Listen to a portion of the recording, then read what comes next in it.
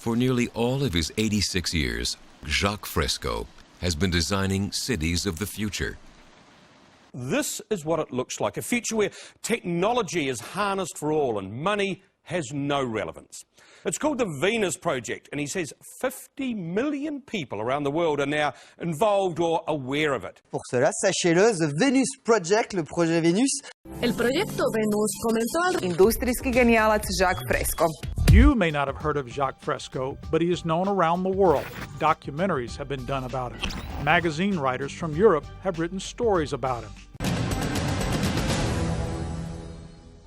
I've now come to the other side of the world, to Florida, to a place called the Venus Project, to meet a man who has a very clear vision of what he thinks the future of cities should look like. Fresco's vision goes beyond architecture. He sees his cities as tools for fostering humanistic values. I feel that environment shapes our values. The people we know, the people we identify with. What will drive people in the future? A world without war, without hatred, without bigotry, without prejudice. The future isn't Star Wars, according to Jacque. It's a home for everyone. Jacque thinks he has the answer in the city of the future. We'll show a world in which values are different. The aspirations of people. They have compassion, feeling for one another, concern over the environment.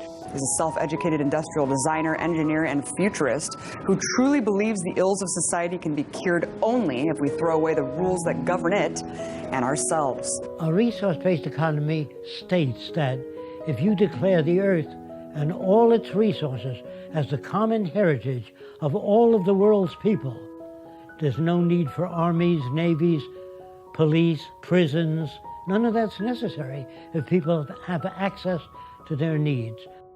Now, we'll start with this, and you tell me... I'll try to point it out. Yeah, you can point right at it. The center of a city, the nucleus, will house an electronic computer. The computers do not control people. All the machines do is control the physical entities that comprise the environment. You can't be human or decent without the knowledge to overcome scarcity. He was talking about this stuff before it became trendy, before it became popular, before Al Gore started talking about it. To save our land, to save our environment, we've got to reorganize our way of thinking and reconsider our social aims toward the brotherhood of man. If you had a free society, you couldn't get people to go to war. If you had an intelligent type of upbringing amongst children, they would say there must be many other ways of solving problems other than killing people.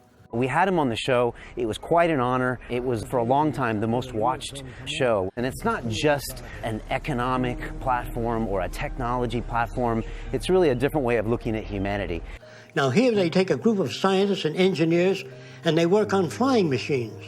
You give them a flying machine, they use it to bomb cities. So how can a person be scientific if they have allegiance to their country rather than to the earth and everyone on it and the intelligent use of resources? This would be a scientist to me. He is the founder of the Venus Project, which integrates science and technology for a new society based on human and environmental concerns.